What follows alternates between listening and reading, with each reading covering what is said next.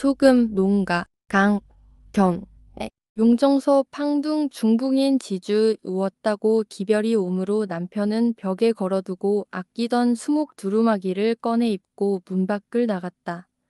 봉식 어머니는 어쩐지 불안을 금치 못하여 문을 열고 바쁘게 가는 남편의 뒷모양을 물끄러미 바라보았다. 참말 팡둥이 왔을까? 혹은 자엑스단들이 또 돈을 달라려고 거짓 팡둥이 왔다고 하연 남편을 데려가지 않는가 하며 그는 울고 싶었다. 동시에 그들의 성화를 날마다 받으면서도 불평 한마디 토하지 못하고 터들터들 애쓰는 남편이 끝없기 불쌍하고도 가여워 보였다. 지금도 저렇게 가고 있지 않은가? 그는 한숨을 푹 쉬며 없는 사람을 내고 남이고 모두 죽어야 그 고생을 면할 게야. 별수가 있나. 그저 죽어야 해. 하고 탄식하였다.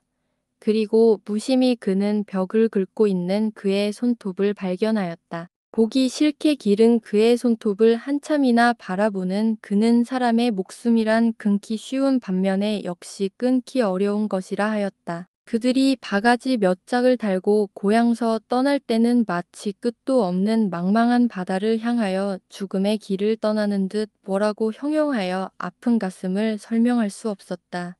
그러나 불행 중 다행으로 이곳까지 와서 어떤 중국인의 땅을 얻어가지고 농사를 짓게 되었으나 중국 군대인 보위단들에게 날마나 위협을 당하여 죽지 못해 그날그날을 살아가곤 하였다. 그러기에 그들은 아침에 일어나는 길로 하늘을 향하여 오늘 무사히 보내기를 빌었다. 보위단들은 그들이 받는 월급만으로는 살 수가 없으니 농촌으로 돌아다니며 한 번, 두 번 빼앗기 시작한 것이 지금에 와서는 의뢰할 것으로 알고 아무 주저 없이 백주에도 농민을 위협하여 빼앗곤 하였다. 그러니 농민들은 보위단 몫으로 언제나 돈이나 기타 쌀을 준비해 두지 않으면 목숨이 위태한 것을 깨닫고 아무것도 못하더라도 준비해 두곤 하였다.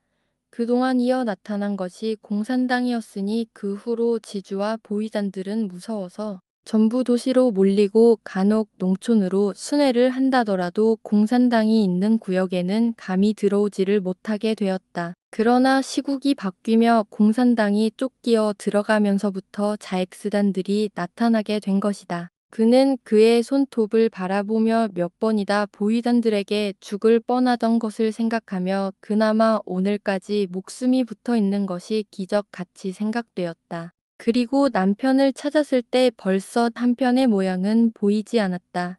그는 멀리 토담 위에 휘날리는 깃발을 바라보면 남편이 이젠 건너 마을까지 갔는가 하였다. 그리고 잠깐 잊었던 불안이 또다시 가슴에 답답하도록 치민다.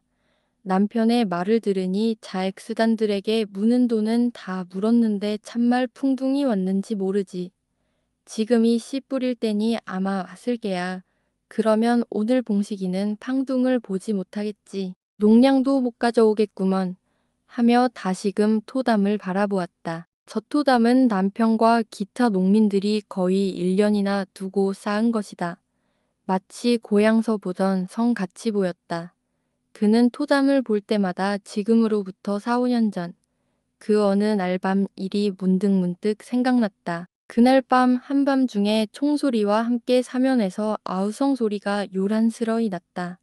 그들은 얼핏 아궁 앞에 비밀리에 파놓은 음에 들어가서 며칠 후에야 나와 보니 팡뚱은 도망가고 기타 몇몇 식구는 무참히도 죽었다. 그 후로부터 팡둥은 용정에다 집을 사고 다시 장가를 들고 아들, 딸을 낳아서 지금은 예전과 조금도 차이가 없이 살았던 것이다. 팡둥이 용정으로 쫓기어 들어간 후에 저 집은 자엑스단들의 소유가 되었다. 그래서 저렇게 길을 꽂고 문에는 파수병이 서 있었다. 그는 눈을 옮겨 저 앞을 바라보았다. 큰 얼분들에 햇볕이 가득하다. 그리고 조겨 같은 새무리들이 그 푸른 하늘을 건너질러 펄펄 날고 있다. 우리도 언제나 저기다 땅을 가져보나 하고 그는 무의식간에 탄식하였다. 그리고 그나마 간도 온 지 10여 년 만에 내 땅이라고 몫을 짓게 된 붉은 산을 보았다. 저것은 아주 험악한 산이었는데 그들이 짬짬이 화전을 일구어서 이젠 밭이 되었다. 그러나 아직도 안전한 곡식은 심어보지 못하고 해마다 감자를 심곤 하였다. 올해는 저기다 조를 갈아볼까. 그리고 간역으로는 약간 수수도 갈고 그때 그의 머리에는 뜻하지 않은 고향이 문득 떠오른다. 무릎을 스치는 다복 솔밭 옆에 가졌던 그의 발. 눈에 흙 들기 전에야 어찌 차마 그 밭을 잊으랴. 아무 것을 심어도 잘 되던 그 밭. 죽일 놈. 장죽을 물고 그 밭머리에 나타나는 참복 영감을 눈앞에 그리며 그는 이렇게 중얼거렸다. 그리고 가슴이 울렁거리며 손발이 가늘게 떨리는 것을 깨달으며 그는 고향을 생각지 않으려고 눈을 썩썩 부비치고 정신을 바짝 차렸다. 그때 뜰 한 구석에 쌓아둔 집낙가리에 조잘대는 참새 소리를 요란스러이 들으며 우두커니 섰는 자신을 얼핏 발견하였다. 그는 곧 돌아섰다. 방 안은 어지러우며 여기 일감인 아부터 손길하시오 하는 것 같았다. 그는 분주히 비를 들고 방을 쓸어내었다. 그리고 군데군데 뚫어진 삿자리 구멍을 손끝으로 어루만지며 잘 살아야 할 터인데 그놈 그 참복놈 보란듯이 우리도 잘 살아야 할 터인데 하며 그의 눈에는 눈물이 글썽글썽해졌다. 아무리 마음만은 지독히 먹고 애를 써서 땅을 파나 웬일인지 자기들에게는 닥치느니 불행과 궁핍이었던 것이다. 팔자가 무슨 놈의 팔자야 하는 님도 무심지 누구는 그런 복을 주고 누구는 이런 고생을 시키고 이렇게 생각하며 그는 방 안을 구석구석이 쓸었다. 그리고 비끝에 채어 대구루루 대구루루 굴러다니는 감자를 주워 바가지에 담으며 시렁을 손질하였다. 이곳 농가는 대개가 부엌과 방 안이 통해 있으며 방 한 구석에 솥을 걸었다. 그리고 그 옆에 시렁을 매곤 하였다. 그가 처음 이곳에 와서는 무엇보다도 방 안이 맘에 안 들고 도야지 굴이나 소 외양간같이 생각되었다. 그리고 어쩐다 손님이 오면 피해 앉을 곳도 없었다. 그러니 멍하니 낯선 손님과도 마주 앉지 않으면 안 되게 되었다. 그러나 시일이 차츰 지나니 낯선 남성 손님이 온다더라도 처음같이 그렇게 어색하지는 않았다. 그저 그렁저렁 지낼 만하였다. 그리고 반드시 부뚜막 앞에는 비밀 토구를 파두는 것이다. 그랬다가 어디서 총소리가 나든지 개소리가 요란스레 나면 온 식구가 그 속에 들어가서 며칠이든지 있곤 하였다. 그리고 옷이나 곡식도 이후에다 놓고서 시제 입는 옷이나 먹을 양식을 조금씩 꺼내놓고 먹곤 하였다. 말할 것도 없이 보이다니며 마적단 등이 무서워서 이렇게 하곤 하였다. 시렁을 손질한 그는 바구니에 담아둔 팥을 고르기 시작하였다. 고요한 방 안행 파달 소리만 재그럭자르르 하고 났다. 파달과 파달로 시선이 옮아지는 그는 눈이 피곤해지며 참새 소리가 한층 더 뚜렷이 들린다. 동시에 저 참새 소리같이 여러 가지 생각이 순서 없이 생각났다. 내일이라도 파종을 하게 되면 아침, 점심, 저녁에 몇 마리 쌀을 가져야 할 것. 오늘 봉식이가 팡둥을 만나지 못해서 쌀을 못 가져올 것. 그러나 나무를 팔아서 사라고 한 창감은 사오겠지. 생각이 차츰 희미해지며 졸음이 꼬박꼬박 왔다. 그는 눈을 부비치고 문 밖으로 나오다가 무심히 눈에 띄인 것은 벽에 매달아 둔 매주였다. 참 매주를 내놓아야겠다. 하며 바구니를 밖에 내놓고서 매주를 떼어서 문 밖에 가지런히 내놓았다. 그리고 그는 비를 들고 매주의 먼지를 쓸어내었다. 그는 하나하나의 매주덩이를 들어보며 간장이나 서너 동이 빼고 고추장이나 한 단지 담그고 그러자면 소금이나 두어 말은 가져야지 소금. 하며 그는 무의식간 한숨을 푹 쉬었다. 그리고 또다시 고향을 그리며 멍하니 앉아 있었다. 고향서는 소금으로 이를 다 닦았건만 다리는데도 소금 한 줌이면 후련하게 내려갔는데 하였다. 그가 고향 있을 때는 하도 없는 것이 많으니까 소금 같은 데는 생각이 미치지 못하였는지는 모르나 어쨌든 이곳 오후부터 그는 소금 때문에 남몰래 온 적이 한두 번이 아니었다. 소금 한 말에 이온 20전. 농가에서는 단번에 한 말을 사보지 못한다. 그러니 한 근, 두 근 극삭 많이 산대야 사오 근에 지나지 못한다. 그러므로 장 같은 것도 단번에 담그지를 못하고 소금 생기는 대로 담그다가도 어떤 때는 매주만 썩어서 장이라고 먹곤 하였다. 장이 싱거우니 온갖 찬이 싱거웠다. 끼니 때가 되면 그는 남편의 얼굴부터 살피게 되고 어쩐지 마음이 송구하였다. 남편은 입 밖에 말은 내지 않으나 빈번히 얼굴을 찡그리고 밥술이 차츰 느려지다가 맥없이 술을 놓곤 하는 때가 종종 있었다. 이 모양을 바라보는 그는 입 안의 밥알이 갑자기 돌로 변하는 것을 느끼며 슬며시 술을 놓고 돌아앉았다. 그리고 해종 일들에서 일하다가 들어온 남편에게 등허리에 땀이 훈훈하게 나도록 풀을 마시게 국물을 만들어 놓지 못한 자기. 과연 자기를 아내라고 할 것일까? 어떤 때 남편은 식욕을 충동시키고자 고춧가루를 한 술씩 떠 넣었다. 그리고는 매워서 눈이 빨개지고 이맛가에서는 주먹 같은 땀방울이 맺히곤 하였다. 고춧가루는 왜 그리 잡수셔요? 하고 그는 입이 벌어지다가 가슴이 무뚝해지며 그만 입이 다물어지고 말았다. 동시에 음식을 맡아 만드는 자기.